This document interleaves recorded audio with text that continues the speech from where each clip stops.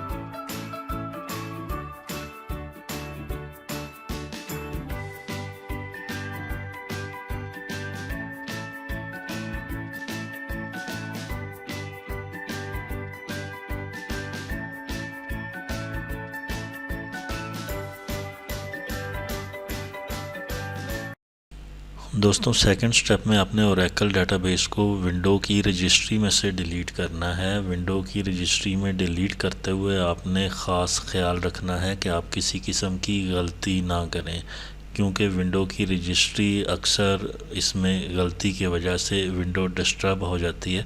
तो आपने ख़ास ख्याल रखना है कि आप जो स्टेप्स मैं बता रहा हूँ उनको आपने बड़ा क्लोजली वॉच करना है और उनको फॉलो करना है, और इसमें किसी किस्म की आपने गलती नहीं करनी।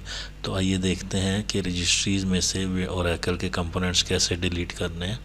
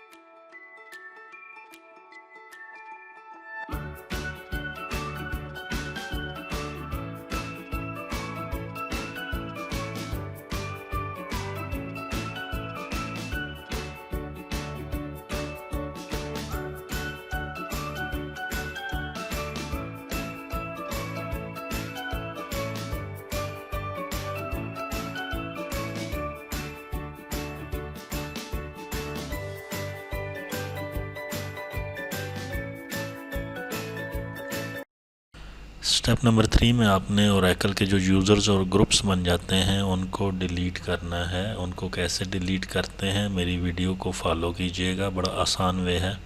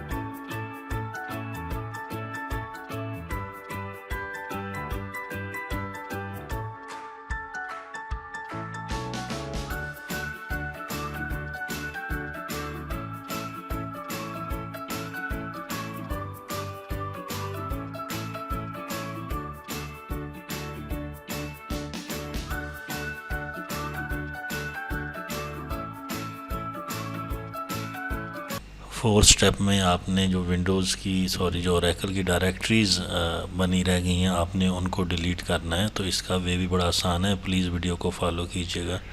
जहाँ पर आपने ओरेकल के फ़ोल्डर रखे थे इंस्टॉल करते हुए, तो जहाँ से आपने सेटअप चलाया था, आप अब वापस वहाँ पर आएँ और उन फ़ोल्डर्स को डिलीट कर दें, ताकि ओरेकल जो है बिल्कुल नीट और क्लीन वे से आपके कंप्यूटर में से ख़त्म हो जाए और बाद में दोबारा इंस्टॉल करते हुए आपको किसी किस्म की कन्फ्यूजन ना रहे।